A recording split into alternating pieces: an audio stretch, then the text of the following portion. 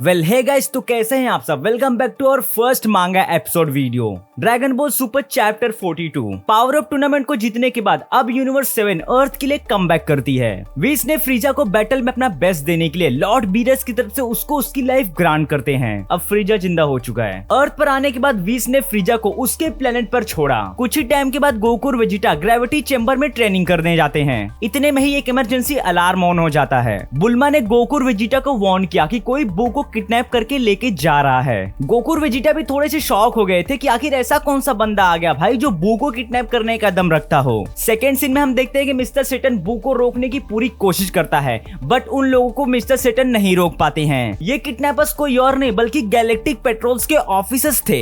अब होना क्या था, गोकू और वेजिटा वहां पर टेलीपोर्ट होते हैं। हालांकि गैलेक्टिक पेट्रोल के ऑफिसर्स गोकू और वेजिटा को अच्छे से जानते थे। गोकू को देखने के बाद मिस्टर सेटन को अब थोड़ी सी उम्मीद नजर आने लगी। गोकू ने बिना किसी टाइम को वेस्ट किए सभी ऑफिसर्स को डाउन कर दिया। अब वही साइड से इनका कमांडर गोकू को बोलता है, तुमने मेरे लिए कोई ऑप्शन छोड़ा ही नहीं। सुन रहे हो ना क्या बोल रहा है ये बंदा और किससे बोल रहा है। सिचुएशन का फायदा उठाते हुए कमांडर ने गोकू के पीछे से स्टन गन से शूट किया। है ये क्या हुआ, गोकू तो बेहोश हो गया। वेजिटा और मिस्टर सेटन का मुंह फटा का फटा रह जाता है। इसी का फायदा उठा के कमांडर ने वेजिटा को भी स्टन गन से शूट किया। लो अब ये भी बेहोश हो गया। गैलेक्टिक पेट्रोल के ऑफिसर्स आए तो सिर्फ बू के लिए थे। अब ये लोग गोकू वेजिटा को भी किडनैप करके लेके जा रहे थे। अब गोकू वेजिटा साथ में बू ये तीनों ही स्पेस में थे। इवेंचुअली वहां पर जैको आ जाता है। वो गोकू और वेजिटा को उनकी नींद से उठाता है। जैको बोलता है कि गोकू तुम तो एक बच्चे की तरह सो रहे हो। हाँ वो हमारे स्टन गन का जो कमाल था। गोकू हैरान था कि जैको तुम यहाँ पर क्या कर रहे हो। जैको गोकू से बोलता है कि आखिर ऑफिसर तुम दोनों के उठा के लेके आए जबकि बू हमारे लिए एनफ था। गोकू अभी भी हैरानी में ही पड़ा था। उसको ये जानना था कि आखिर मैं अभी हूँ कहाँ। जैको गोकू को बताता है कि तुम लोग अभी हमारे गैलेक्टिक पेट्रोल के हेडक्वार्टर पर हो। है गैलेक्टिक पेट्रोल। वेजिटा का कुछ ऐसा रिएक्शन था। अब वहीं पर कमांडर ऑफिसर आ जाता है। गोकू और वेजिटा को सॉरी बोलता है जिसने उन दोनों को किडनैप किया था। By the way who are you, Goku पूछता है कमांडर से। अब ऑफिसर कमांडर खुद को इंट्रोड्यूस करता है। वेल इस एजेंट का नाम मीरस है जो 104 सेक्टर को मैनेज करता है। अब गोकू जैको से पूछता है कि तुम कितने सेक्टर्स को हैंडल करते हो। जैको ने बताया कि मैं 3 सेक्टर्स को मैनेज करता हूँ। अब वेजिटा जैको से पूछता है कि जब मीरस एक एलाइट है तो उसको बू से क्या चाहिए। मीरस गोकू और वेजिटा को अपनी एक्चुअल प्रॉब्लम्स को बताता है। इसने कहा कि हमारी लापरवाही की वजह से एक क्रिमिनल प्रिजन को ब्रेक करके भाग गया है और उस क्रिमिनल को वापस पकड़ने के लिए हमें एक इंडिविजुअल असिस्टेंट चाहिए। गोकू की क्यूरियोसिटी कभी खत्म ही नहीं होती। तुरंत पूछा उसने आखिर वो है कौन भाई। अब वेजिटा कहाँ पीछे रहने वाला, उसने भी बोला जल्दी से बताओ। मीरस ने बताया कि माजिन बू के अंदर एक स्लम्बर है। आई मीन कि माजिन बू के अंदर एक ऐसा कैरेक्टर स्टिल है जो कि कई सालों से सोया हुआ है। चैप्टर 42 खत्म होता है। अब हम चैप्टर 43 पर शिफ्ट करते हैं। The million years ago.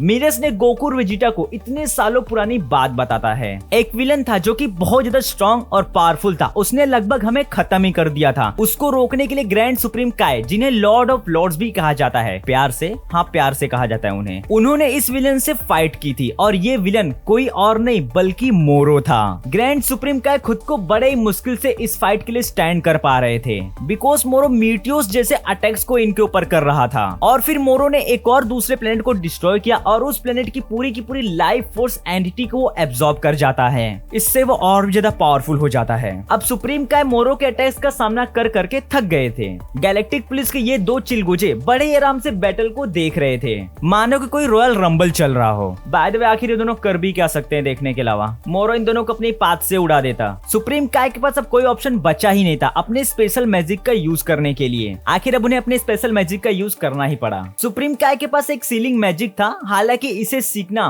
बहुत ही ज्यादा डेंजरस था, बट सुप्रीम काय ने इस मैजिक को खुद से क्रिएट किया था और इस सीलिंग मैजिक का नाम काय काय माटुरू था। मोरो जैसे ही आगे बढ़ता है सुप्रीम काय ने उसे अपने मैजिक से कैप्चर कर लिया। इतने पावरफुल मैजिक को करने के बाद सुप्रीम काय वीक हो चुके थे। सुप्रीम काय ने अब मोरो को गैलेक्टिक पुलिस को हैंडओवर कर दिया। सुप्रीम काय ने मोरो की पूरी मैजिक को ही सील कर दिया था। अब वो कोई भी मैजिक कर ही नहीं सकता था। बट मीरस ने गोकू को बताया कि मोरो बिना मैजिक के भी फाइट कर सकता है। वो अपने बिना मैजिक के भी बहुत ज्यादा स्ट्रॉन्ग है। मीरस ने भी बताया कि मोरो को मौत की सजा सुनाई गई थी, बट अनफॉर्चुनेटली कोई उसे मार ही नहीं पा रहा था जिसकी वजह से उसको उम्र कैद की सजा सुनाई गई थी। वेजिटा बड़ा हैरान था। वो पूछता है कि ये मोरो 10 मिलियन ईयर से अभी तक जिंदा ही है। भाई गोकू के सवाल तो कभी खत्म ही नहीं होते हैं। लगेज एक और सवाल पूछ डाला उसने। उस ओल्ड गाय के बारे में पूछा जो प्रिजन एस्केप करके भाग गया, आई मीन की मोरो। मीरस ने बताया कि मोरो ने अपनी मैजिक पावर्स को रिगेन कर चुका है और उसे रोकने के लिए हमें हमारे लॉर्ड ऑफ लॉर्ड्स की पावर्स की जरूरत है। अब वेजिटा ने पूछा कि एक्चुअली में बू के साथ हुआ क्या था। मीरस ने बताया कि मोरो को कैप्चर करने के बाद माजिन बू ने हमारे ग्रैंड सुप्रीम काय को एब्सॉर्ब कर लिया था।